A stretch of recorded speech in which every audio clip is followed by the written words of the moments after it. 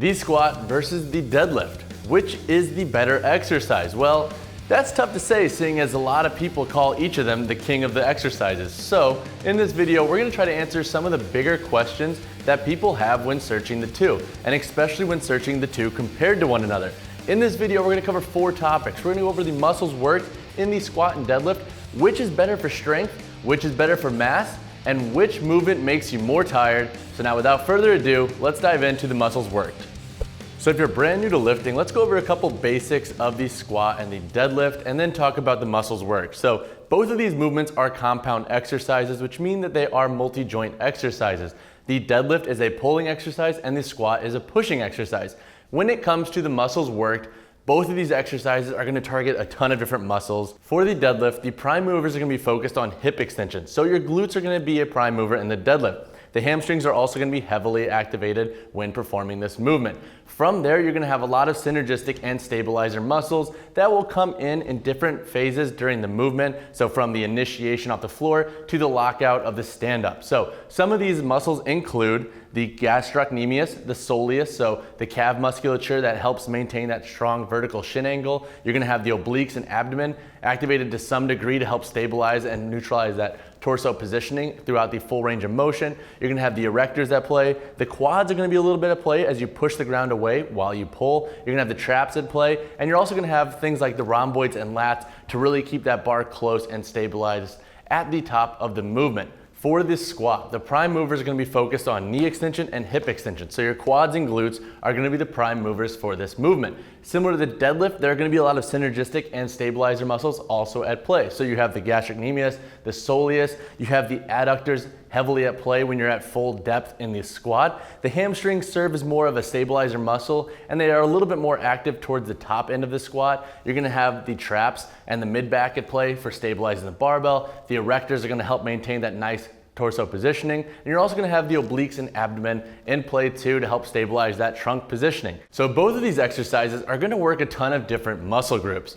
Now, one thing to keep in mind is that with each of these exercises, different muscle groups will be more active during certain ranges of motion. So just to give you a quick example, when you're at depth in the squat, the adductors are gonna be a little bit more active than when you're standing up with the weight. So keeping that in mind helps you kind of have a context into which movement is gonna be best for targeting certain muscle groups. If you can understand which muscles are at play during the movements, then you can kind of get a feel of what's gonna train the most throughout certain ranges of motion once you understand what those muscles specifically do.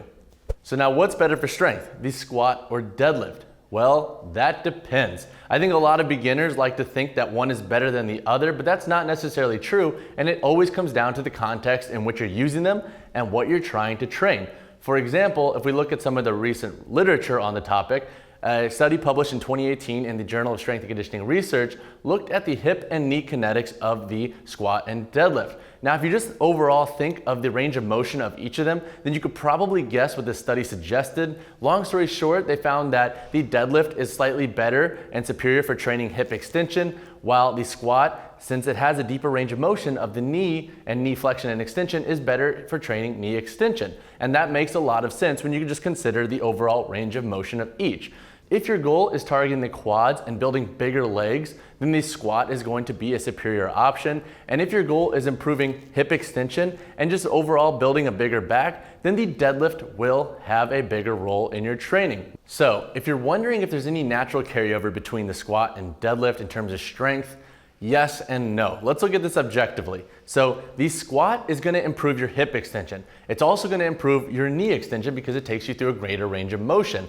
The deadlift is gonna have less knee extension and improve your hip extension. So knowing those two factors and assuming loading is equal and relatively intense across the board when it comes to just your squat loading and your deadlift loading, generally the squat will have higher carryover to the deadlift, and that's because it's putting your body through a greater range of motion while still strengthening a lot of that back musculature needed for the deadlift. The deadlift will have some carryover to the squat, but in my opinion, since you're not moving that knee to such a great range of motion, it's not gonna have as much carryover for the quads, which are a prime mover in the squat. So while, yes, you're probably gonna build a bigger back and a stronger hip extension in the deadlift, you may not improve your squat numbers to the same degree in which if you flip that whole scenario.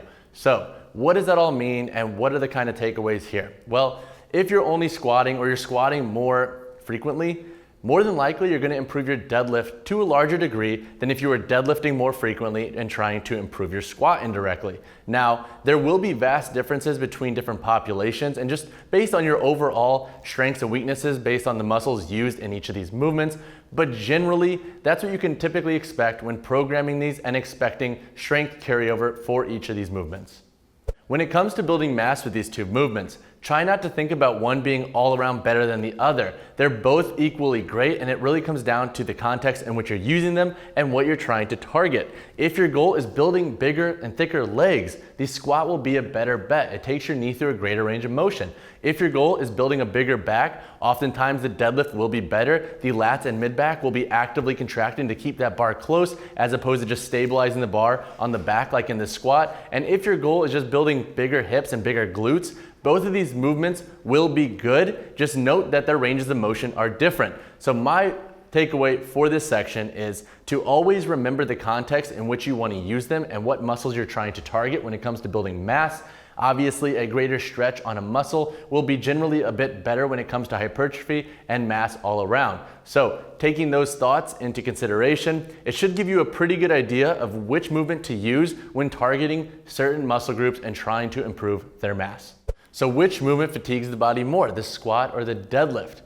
This information is incredibly useful to have because when you're programming for yourself, and let's say you're using them on the same day, knowing which fatigues you more is great to have for exercise selection purposes and gauging your overall levels of fatigue. And it's also nice when you're loading and ramping up these movements, how to structure them on a weekly basis so you know when and when you cannot go back to back on training days. So in this section, we are going to break this question down into 3 different parts. We're going to talk about anecdotal, more anthropometric differences from different individuals. We're going to talk about strengths and weaknesses, and then we're going to talk about the squat and the deadlift and how they impact the central nervous system and the peripheral nervous system. So anecdotally, more than likely you'll have one lift that's just naturally tougher for you, and that's pretty normal. If you're taller, usually deadlifts will feel a little bit easier versus a squat because you have a greater range of motion to accomplish, and you could scale the fatigue level based on how you perceive each of those movements and the energy it required from you to exert force if you equated the intensity and volume for each of those.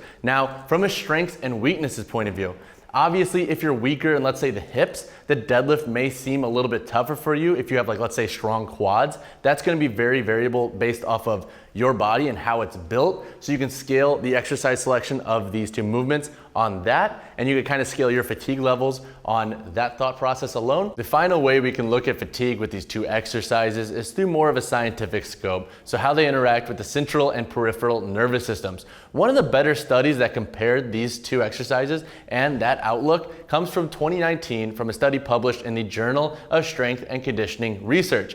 Authors had 10 trained males do 8 doubles at 95% of their 1RM for the squat and deadlift. Then they looked at acute indications of fatigue. So they tested things like maximum voluntary isometric muscle contractions. Then they looked at more like the CNS and PNS readings by looking at EMG ratings and just overall force output, which are indicators of fatigue in both of those nervous systems. So long story short, the squat actually facilitated a slightly higher peripheral nervous system fatigue compared to the deadlift.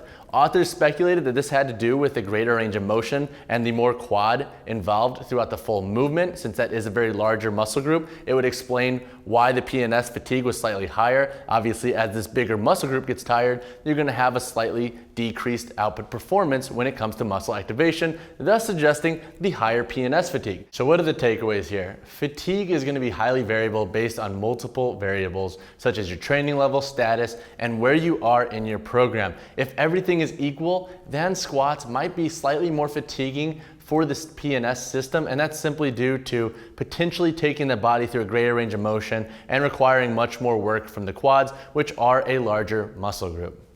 Hopefully this video helped clear the air on some of the questions that you had on the squat versus the deadlift, or at least gave you a different insight into how to think about each of them. At the end of the day, it always depends when it comes to strength, mass, and fatigue on the context in which you're using them and the benefit that you want to use them for. If you like this video, make sure to drop us a like. It helps the channel grow, and drop us a subscribe if you like this content and want to see more like it.